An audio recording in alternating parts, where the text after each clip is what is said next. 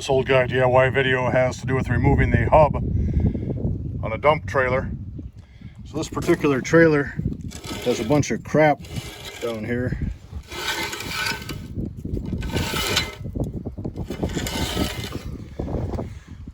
I don't know if critters got in there and put food in there, or if it's just stuff from the road from the previous owner.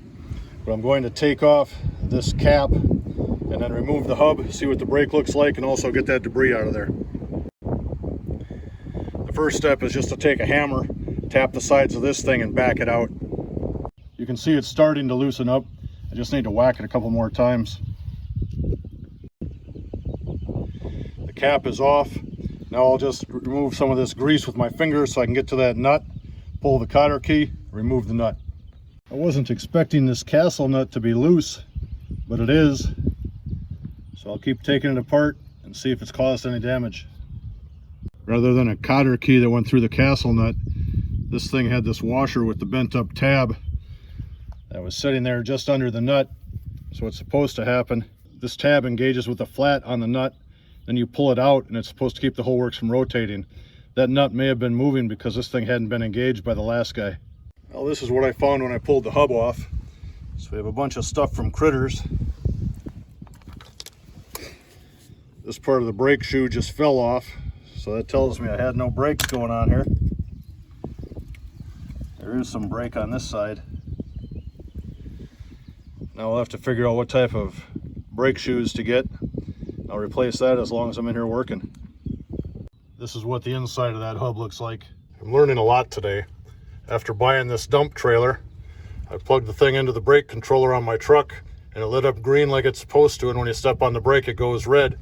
But now that I crawl under the truck, I see that these wires are not connected. It looks like I do have brakes connected to that side, on the driver's side. This hub that I was just working on does not have anything connected to it. And the front wheel on the passenger side does not have any wiring connected to it. So it looks like when I had 8,000 pounds on here, I only had this left front wheel braking. Based on my online findings a few minutes ago, I was going to buy 2 sets of the brake pads to go inside the drum. And that was going to cost me $80. And from eTrailer, with free shipping, I can get 2 sets of backing plates with the brake pad assembly already in there, new magnets. All I have to do is remove these 4 bolts and cut the wires. In this case, the wires aren't attached on the back, so I need to run a wire to it. But I'm going to go to eTrailer, buy 2 new hub assemblies for 115 bucks, and then we'll put this thing in action and it will actually have brakes. I thought it handled pretty well before. It's going to be nice when I have 8,000 pounds on here and it actually brakes like it's supposed to. I've never disassembled a trailer with electric brakes before, and when I looked at the side of the drum here, I thought, wow, that's strange. It looks like there's no evidence of application. The only witness marks were there where the magnets were dragging. So I guess that explains it. Since the thing wasn't wired in and that castle nut was loose, it allowed the magnet to bang into the front of the drum. Nothing happened on the inside diameter of the drum where the brake was actually supposed to apply.